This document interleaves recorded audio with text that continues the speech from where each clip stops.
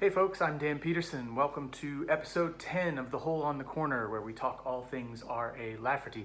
This is just a mini bonus episode. The last one was on all the uncollected fiction of R.A. Lafferty, and I forgot that I really love. So I wanted to cover them. These books were kind of sitting somewhere else, and I didn't remember that they were, that the stories in here were part of the whole uncollected fiction thing. So I'm just going to cover these real quick, do a few readings from them.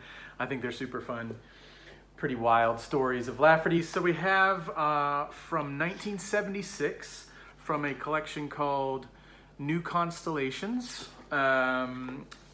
edited by Thomas Dish and Charles Naylor.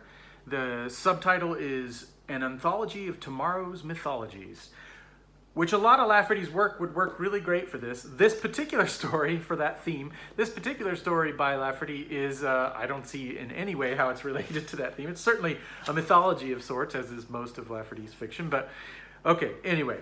So I think sometimes editors were just like, oh, cool, we can get a Lafferty in here. Who cares if it really applies? Let's just, let's take it. So anyway, this one is called Puddle on the Floor. I don't know when it was written. It begins with a single mother and her boy. The mother's name is Petronilla. The boy's name is Greg. The neighborhood is having some strange things going on with pets, dogs and cats missing blood and what have you.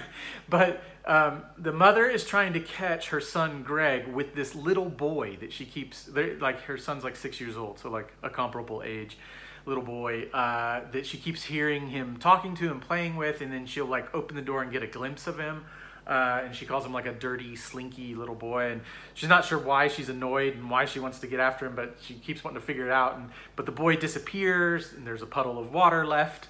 It's a puddle on the floor, et cetera, et cetera. But here's a moment where she finally catches hold of this boy. The boy's name is Eugene. There's a neighbor girl called Strega O'Connor, who is jumping rope and saying these weird little rhymes that kind of comment on the action, which is something Lafferty does again and again throughout his fiction. What a strange little motif to bring back up all the time. My favorite would be in Past Master with Evita and her little rhymes that she does. But anyway. So, and then there's like a couple of neighbor mums, Patsy and Hermione, so just to kind of set it all up. So here's the scene where she finally catches him with this little boy and grabs the boy. Petronilla dragged that dirty, slinky little boy out of the house, jerking him by arm and shoulder now, and whacking him on the seat of the pants at every step. And yet she couldn't say what he was guilty of. "That's mean, Mama. He hasn't done anything," Greg was calling and following along behind. And that slinky little boy dragged his feet and tried to hold on to things to keep from being dragged along. Then, horror, Petronilla pulled an arm clear off the little boy. In a moment, she was flushed with confusion and fear, and Strega O'Connor across the street was jumping rope and singing a jump rope rhyme. "This is the boy who got his wish. We'll eat him alive in a porridge dish." The little boy was crying and beginning to cave in. "You'd better go now, Eugene," Gregory said. "I'll get you back here again in a couple of days." "All right," the strange little boy said. He collapsed still more. Petronilla tried to straighten him up. The other arm and part of the shoulder came off him, and both Patsy and Hermione were watching it all. The head fell off the little boy and rolled on the sidewalk there, and several more people were watching now. "Oh, I've never had it like this before," Petronilla moaned. "I could just perish from confusion." But it was the strange little boy who perished. He disintegrated, he melted clear down, and there was nothing left of him but a puddle of water on the sidewalk. And all of those busy bee people were closing in to see what it was all about. "Brazen it out, Mama," Gregory whispered. "That's what I always do when I'm caught with it." "What little boy?" Petronilla asked innocently when people began to question her. And so on. So it was just one of those moments when I got hold of this story and I started reading and it came to that moment. I was just like, yes, Lafferty, you've done it again. I love this stuff. And from there, the story continues on with the theme that it started, very much so, but in a way you wouldn't exactly expect.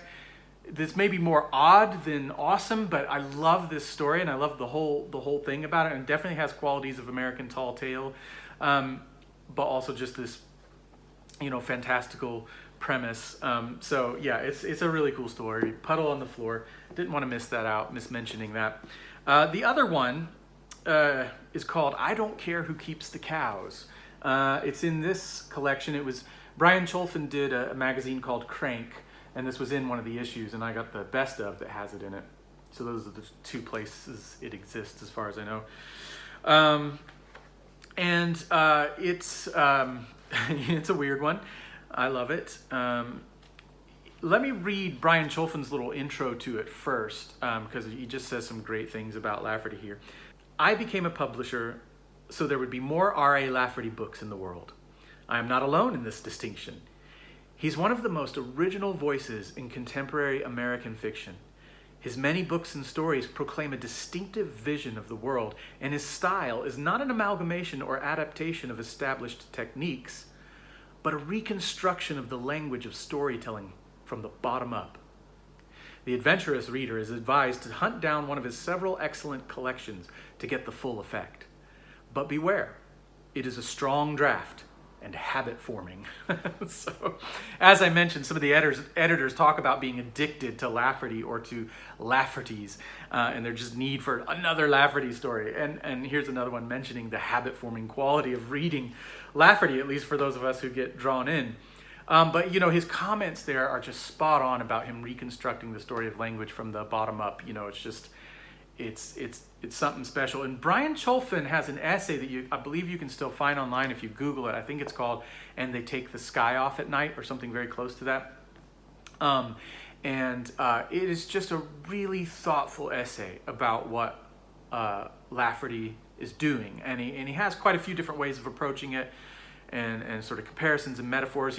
But one of the things I found interesting when I was looking at it again recently is he talks a fair bit about Philip K. Dick in there just as a bouncing off point, mainly to kind of show how he's not like Philip K. Dick. And this reminds me of one of the things I want to say about Lafferty when I always talk about how weird he is he's not cool weird.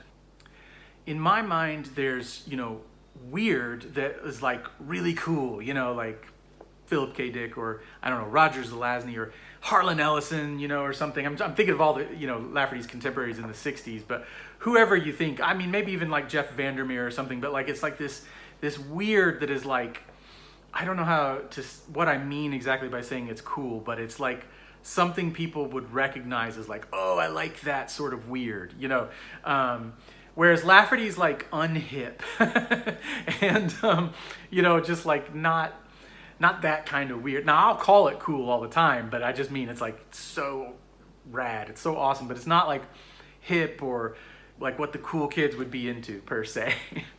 Anyway, so here's, I'm going to read the opening of this story, and then I'll read another passage too from I Don't Care Who Keeps the Cows by R.A. Lafferty. Because of the trashiness of its origins, there has grown a sort of amnesia over the account of how we became as amazingly smart as we are now, and of how we were even smarter for a while there. This honest account should cut through the amnesia a little bit. There were two clans of smart people in those days, the Scar Tissue Clan and the Necklaces Clan. And then there was a smaller group, the Little Red Wagon people. All of these had somewhat cumbersome arrangements to be as smart as they were, and all of them paid a pretty steep tab for it. It cost a lot of money to be a smart person in those days. The people of the Scar Tissue Clan, now there was something stark and outstanding about all of them. It may have been their pop eyes, what used to be called weightlifters' eyes. It may have been the scar tissue itself about the brows and temporals. It may have been the generalized protuberances, the bull humps at the base of the old brain, the pheria or satyr-like growths at the throat, the peria pouches at one or the other sides of the head, these growths that the more advanced members of the clan usually had. Those things did make persons look peculiar, until the look became common. They were the things that set the people of the Scar Tissue Clan apart. And that's how it opens. It talks like there's a parenthetical comment there about this Joe Blackfoot character, and there's several other characters that are basically these con men that are taking advantage of this brain trend and selling all this stuff to the people and making a profit. Lafferty loves to talk about con men. Anyway, it goes on. All of the Scar Tissue people were deaf in the ear of their selection. One ear had to be used as a vent and a drain and could no longer be used for hearing. This deaf ear was usually on the same side of the head as the peria pouch. Okay, so you have this, like, basically it goes on to describe the brain's like a muscle. You know, there's certain kinds of steroids you can inject into it, and it grows beyond, you know, our skull capacity. And, you know, you have all these lumps and bumps and scars and what have you. And it talks about how they'll bring a truck round to your home to, like, install it all for you with microsurgery and what have you. And then he talks about, like, just how smart you can get from expanding your brain like that. And of course, in tall tale exaggeration fashion, it's like he's talking about, like, how you get through, like, what did he say? I think hundreds of thousands of novels. They come up with this, like, impression technology to, like, inject it straight into the overgrown brain, and you just, like, learn whole bodies of like sciences and histories and languages and, you know, novels and what have you. They call it ultimate thermocouples or category couples.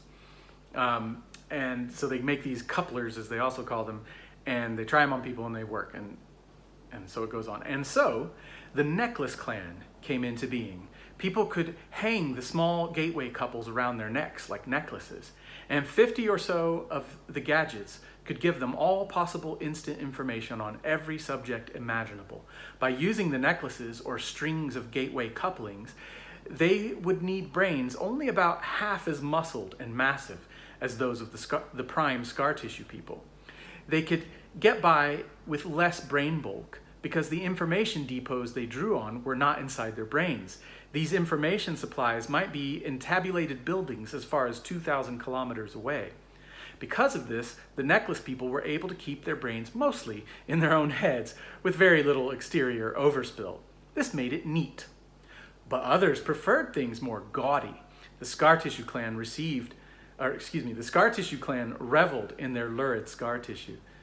That was the entry mark of brains. The necklace thing worked, as the previous things had worked. There were now two major clans of very smart people. A choice was offered. People could be about as smart as they wished in either of two ways. The third way, that of the Little Red Wagon people, offered only a minor variation, and there was no basic discovery involved. These people pulled carts or coaster wagons behind them, which were filled with their own overflow brains. It was better than having those protuberances growing all over the outside of the head. It was easier on the neck. But there was some danger of being separated by accident from important centers of their own minds. With the necklace clan, there was also the danger of power failure, cutting them off from those information depots. And so on and so on. And I just am so amused by the grotesquerie of this, like, way of achieving extra smarts extra fast, which is a thing that Lafferty returns to by many devices in his fiction. And basically this is like a satire, some kind of critique on our forms of knowledge acquisition. I would have to revisit it, you know, to kind of sink my teeth into that, but there's something philosophical and very interesting going on there. But anyway, so those are the two stories. By the way, I think this cover is just, I love it. I don't know what people think of this, but I just think it rules. Yeah. Anyway, so a couple more stories, uncollected. I think we've, one way or the other, mentioned everything at this point. So let me know if you happen to have read these stories. We'd love to hear what you think of them. And otherwise, stay tuned for some more content on Lafferty coming at you soon. Thanks so much, guys.